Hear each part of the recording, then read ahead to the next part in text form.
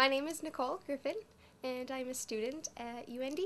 I grew up in a home of alcoholism, and so both of my parents struggled with drinking.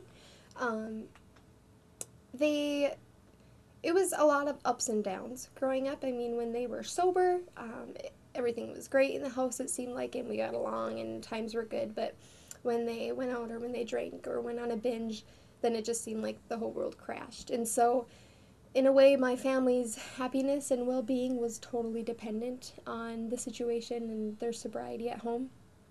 Um, Growing up, there was just a lot of shame on my part.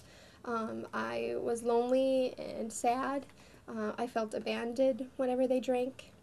And I just think the main theme of our house was sort of don't talk, don't trust, don't feel. Don't tell other people what it's like. Don't express your feelings or your emotions about what's going on.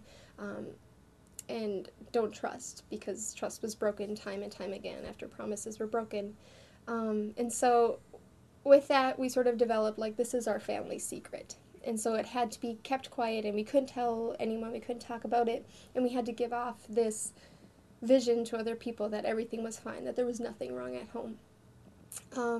But at the same time, I had a lot of other friends who had family members who were alcoholics, who were struggling in the same situation I was, but because of the fact that it's a secret, we didn't really talk about it. We didn't share with each other. We didn't support each other and encourage each other.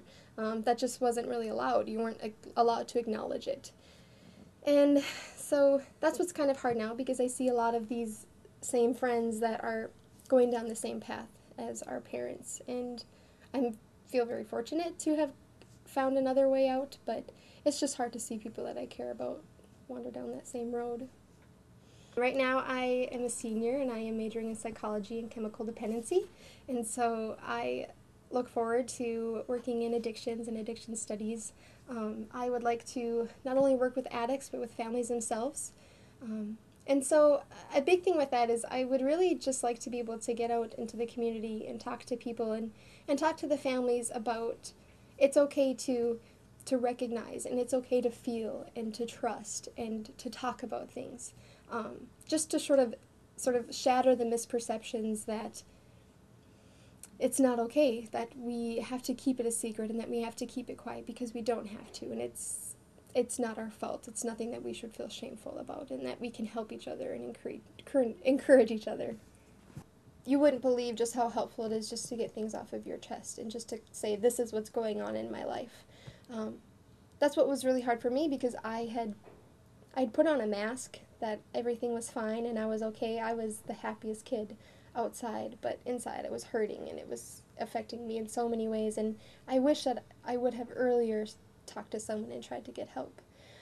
So I would encourage that. I would also encourage if you can find an Al-Anon group, or Alateen. It's a group for young people who are affected by someone's drinking, and so it's so helpful to be in those, because you're being with other people who have gone through so many similar experiences, where before I thought that I was unique and no one else felt the way I did and no one else was going through that, but it's not true. There are so many other people, and it's so helpful to be able to relate to others and to see how other people deal with it and what they do and how it still affects them.